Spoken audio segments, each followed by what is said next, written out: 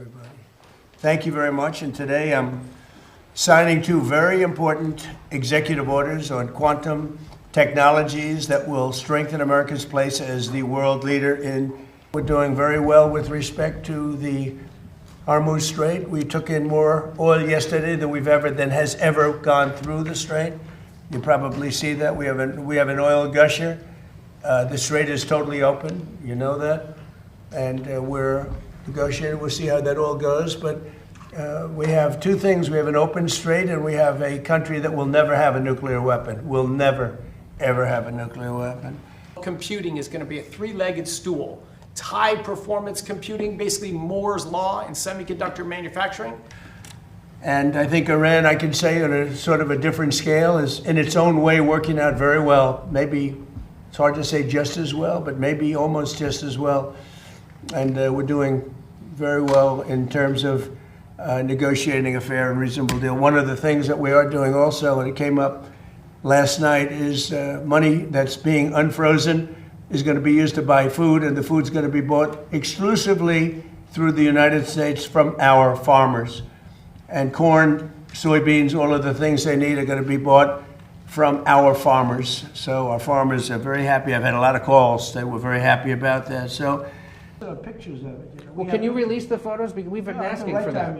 And 2 days ago, we set a record, most ever taken out of the strait. It's pent up, but it's a record.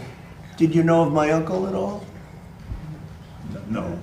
To do a computation in less than 5 minutes that previously on the best supercomputer. Lifted sanctions on Iranian oil today. Well, I'm going to have to find out exactly the status, but if the sanctions go out, money's going to be put into this country. All that money's coming back in the form of purchases of food, which they desperately need.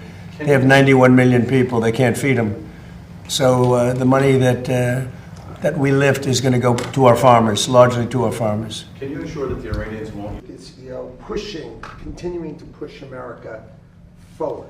Now, Use profits from oil sales to rebuild their military. Well, they're not supposed to be doing that, so we'll see. But they're supposed to use money to buy food for their people, because right now their people are very hungry, and they're buying it exclusively from us. Corn, soybeans, should be a lot of money. I hope it's a lot of money. If the war with Iran could cause a... And I thought J.D. Vance this morning was fantastic. I watched his news conference, and if Iran doesn't live up to their agreement, or if they're not behaving, I will do what I have to do. Does that give them leverage over you, Mr. President? Say it? Does that give them leverage, the Iranians leverage over you? Oh, you're so leverage.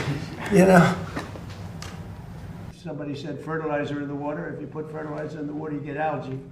The Israeli Prime Minister Benjamin Netanyahu said his forces are not leaving Lebanon. That is a sticking point. Who did he tell that to you? He said it publicly in Israel. Well, we're going to take a look at it. Well, what would you do to make sure that he doesn't? Well, I'm not going to tell you what I'm going to do, but it gets solved. I'm a problem solver. I get problems solved real fast, including with Bibi. Go ahead. Thank you, Mr. President. Thank you.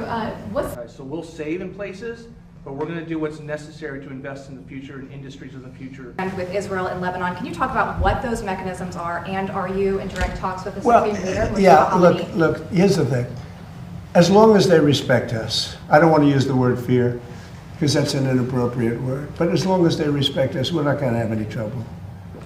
We have total control of the strait. So the mechanism is... You know, we have a Navy that had a blockade.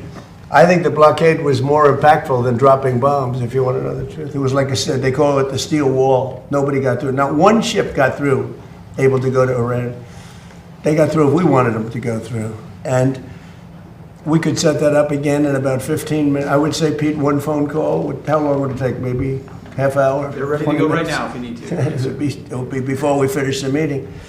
No, we have, as long as they respect us, we're going to be fine. If they don't respect us, things wouldn't be good, but they have a lot of respect. Don't forget, we had presidents that should have done this for 47 years. Nobody did it.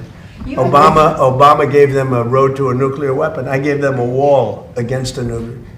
They can never, under this agreement, they'll never even think about building a nuclear weapon. Mr. President, on Colombia, they...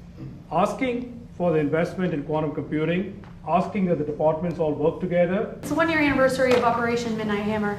If you could go back in time, is there anything you would do differently? No, Nothing It at was the all. most successful attack that anyone's ever seen with a bomber that totally wiped out their nuclear potential.